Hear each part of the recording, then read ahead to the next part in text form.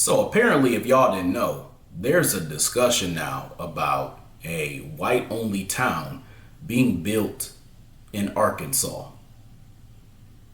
I'm your host, Kukolas, and we got to talk all about it. So let's get into it. All right, family, I'm going to try to keep this short and simple because there's a lot to unpack, but I'm going to give you the cliff notes of what I'm thinking about this. So, first of all, this is nothing new. This is literally Sundown Town 2.0. The first thing that I really want to talk about and call out is the hypocrisy.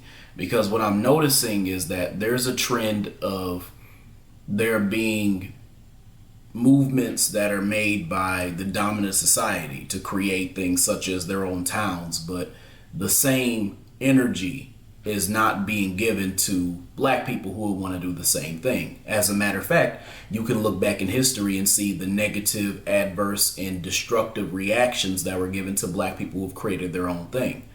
Even in times of segregation, where black people literally had no choice but to build their own enclaves, towns, and wall streets, black people literally played the hands that they were dealt. Our ancestors, foundational black Americans, and literally built towns from the ground up. Actual wall streets that were thriving. Literally any type of land that black people got to build something, even when literally they had nothing to start with, they made it into something magical. I mean, you had Tulsa, Greenwood. You had Durham, North Carolina. You had uprisings going up in Chicago, Illinois. You had Bronzeville, Illinois. You had Rosewood, Florida. I mean, there's so many different Wall Streets that I can talk about, and so many different towns where black people really built them up. And to be clear too, although these were black towns, they weren't black exclusive towns. So we never really excluded anybody. This was just a place where, you know, at a time during segregation, the dominant society made the rules of where people could live at. And because we were segregated, we were literally we were creating our own town because we really didn't have a choice. Even if we did, we still weren't an exclusionary type of people. My point in saying this is that this so-called whites only town that they're trying to build in Arkansas is supposed to be exclusionary. But even when black people had vast and prosperous Wall Streets that they built up, again, from the ground up, they still weren't only exclusive to black people.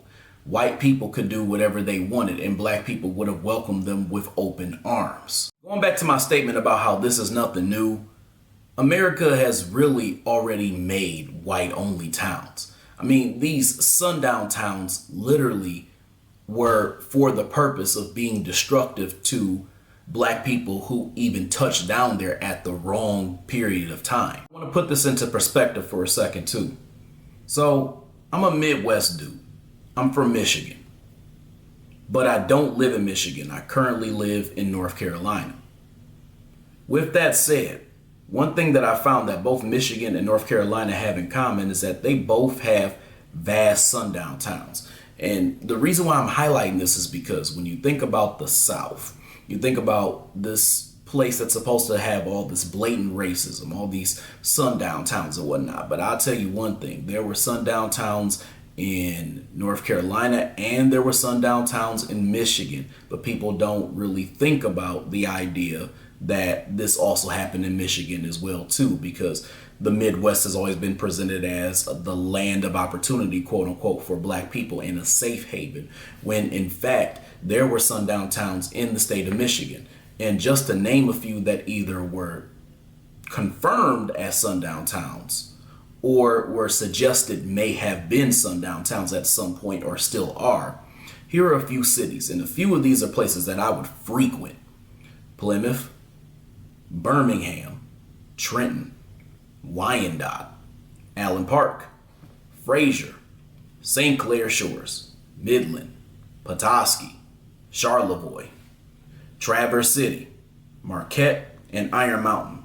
Now, every city I have just named, I literally have been to at least once. Some of these places I've been to multiple times. And yes, I have been to the Upper Peninsula, and that's some scary shit. It's some real scary shit to know that I literally was in the city of Iron Mountain out of all the places in the Upper Peninsula.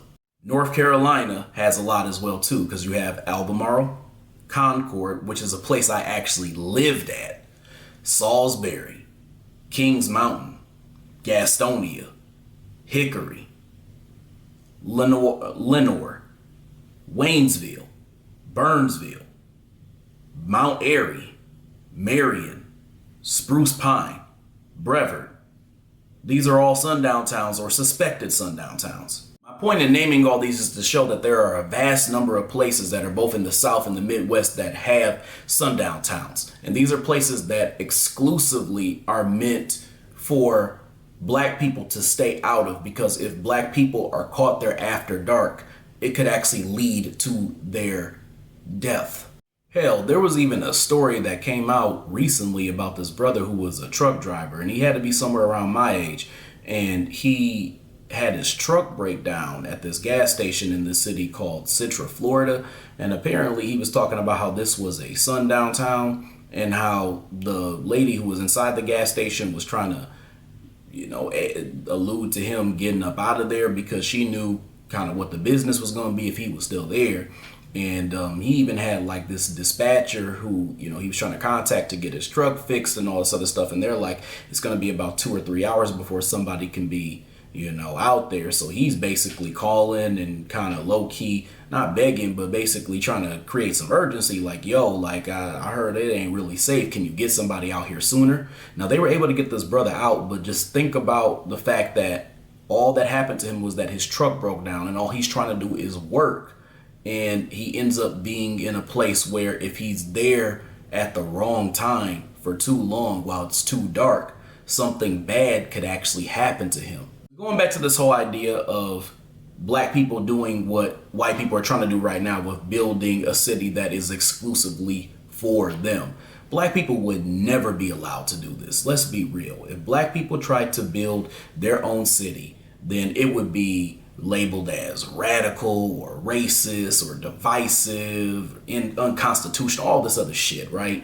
And then we would face a whole bunch of zoning restrictions and smear campaigns and CIA surveillance, FBI surveillance, and all types of shit. I mean, we would literally go through the ringer, And you can even think about, Freedom, Georgia, I think is what it's called. Freedom, Georgia, where they got a lot of hate and disbelief just for trying to create a safe place for black families. I mean, this is what I mean. Like, there's a hypocrisy behind whites being able to do this type of thing freely and black people being scrutinized, disrespected, and also giving a hard time when all they're trying to do is create a peaceful environment with only black people. One of the things that you really have to ask yourself about this type of thing is, what is the actual purpose of creating an all-white town? Like, what is it? Is it freedom? Is it family? Is it values? Like, what is it that they are trying to create? Think about it. The concept of white culture is just a weird thing because it's a big conflating of a bunch of cultures that only have one thing in common. And that one thing is oppression, which can be broken down into many different things. It can be broken down into destruction. It can be broken down into stealing, manipulation. But think about it. We're not talking about a specific group of Europeans. We're talking about a commonality between different Europeans that have come from all over the globe and are in America and have a system where they oppress groups of people who are not white. And in this case, we're talking about black people. So when we say things like white culture, that already has a certain tone to it because we're really talking about the oppression and that being the commonality. Truth is that many of the reasons why these towns are being created is because they're trying to live without being held accountable. They're trying to live without being around black people, and they're also trying to live without having some type of discomfort because black people are within their presence. I want to be totally straight with you all, and I'm going to say this on behalf of pretty much most foundational black Americans. We don't even want to really be around y'all like that. I'm just going to be real. There's a lot of y'all, we have to deal with you all's bullshit, your microaggressions, the Karenisms, if a little boy is trying to sell some damn lemonade on the corner, here your ass come trying to call the police and shit. We have to deal with that type of shit by being around your ass, because let's be real, even if you create a white-only town, you're really doing us a favor.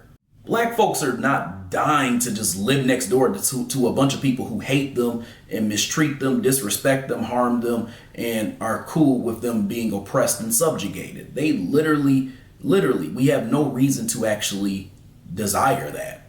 We do it because we don't have a choice, but at the same time, we're not really that hung up about this idea of you all wanting to be by yourselves. To be real, we would do everything in our power to just leave y'all be to do whatever y'all want to do. But the reality is that if we did the same thing, y'all wouldn't leave our asses alone, because the reason why all those black Wall Streets and black towns and things like that were built up are not there anymore is because y'all destroyed it and had all these riots and shit where you tried to, tear it down so you could build it up and have control over, everything that was already created. Like I said before, the dominant society are full of a bunch of weasels. I mean, these fools love to play these little word tricks and games and shit like that, because I guarantee you some of the people who are saying and justifying this white-only town, saying that it's cool, some of them are going to say that, it's just all about quote-unquote tradition. But